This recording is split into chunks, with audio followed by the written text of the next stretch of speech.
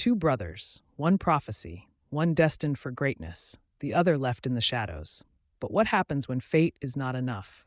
Betrayal, heartbreak, and a battle of willpower will decide who truly rises. Stay with me as we uncover a story so powerful, so unexpected, that it will leave you questioning everything you believe about destiny.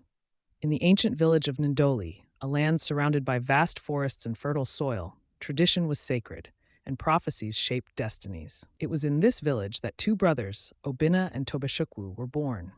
The night of Obinna's birth was unlike any other. The moon shone brighter than ever, and a warm breeze carried the scent of fresh rain through the village. Inside Chief Udo's grand hut, midwives worked tirelessly as Obinna's first cries echoed through the night. When the midwife finally emerged, she smiled and declared, "It is a boy." The villagers erupted in cheers. As tradition demanded, Chief Udo took his firstborn to Madame Ngozi, the most powerful seer in the land. The old woman, her silver hair wrapped in a red scarf, placed her wrinkled hands on the baby's forehead. She closed her eyes, rocking gently as if listening to a voice beyond the human world. Then she spoke. "This child shall be greater than all who follow. His name will be sung across generations. He will command kings, and his presence will change the course of history." The words sent a ripple of excitement through the village. Obinna was marked for greatness. 3 years later, another son was born, Tobechukwu.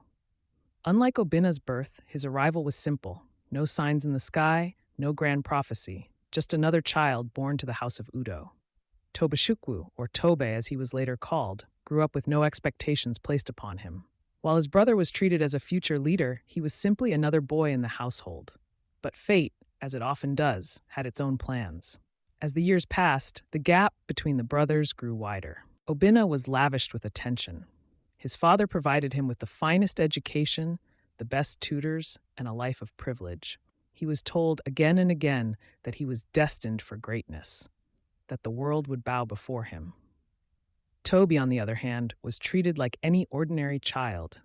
He worked alongside the other boys, carrying water from the stream, helping his mother grind millet, and learning the ways of the farm. One afternoon, as they played near the river, Obinna boasted, "Father says I am the greatest of all. One day, this village will be mine to rule."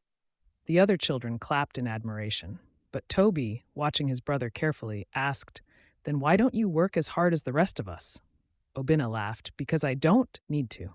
Greatness is already mine." That night, Tobe lay awake, staring at the thatched roof of his hut. What if greatness wasn't given, but earned? As they grew into men, the differences between them became even clearer. Obinna was admired by Adana, the most beautiful girl in the village.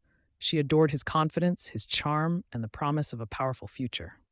Meanwhile, Tobe quietly grew close to Shanello, a girl who valued kindness over status. One evening, at a village gathering, Adana confronted Obinna.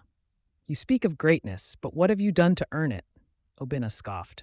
"My future is already written. You will see." But fate had other plans. When the time came to choose, Adana shocked everyone. She rejected Obinna.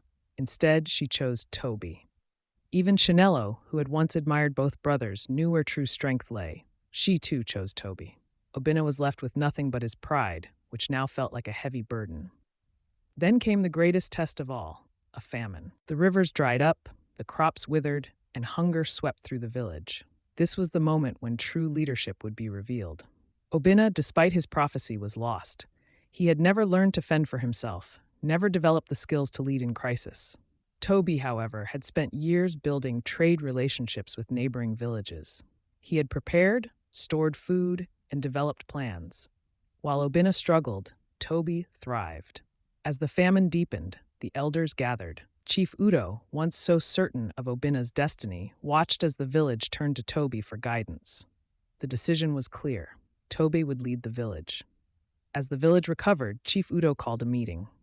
"I once believed that destiny alone made a man great," he said. "But today I have learned a greater truth. Destiny is nothing without action." Tobe had rewritten fate through sheer will. The prophecy had been reversed. Obinna, humbled, sought redemption. Under his brother's guidance, he began to work, not as a ruler, but as a man determined to create his own path. Years later, a traveler came to Ndoli and heard of the two brothers. He asked about the prophecy, and Tobe only smiled. A prophecy may set expectations, he said, but it is our choices that shape our fate. The traveler carried the story far and wide, and soon Toby's name became known, not because it was foretold, but because he had created his own destiny. This story proves that destiny is not given, it is created. If you believe in hard work, perseverance, and rewriting your own fate, then hit that subscribe button. More powerful stories are coming your way. Don't just watch, be part of the journey.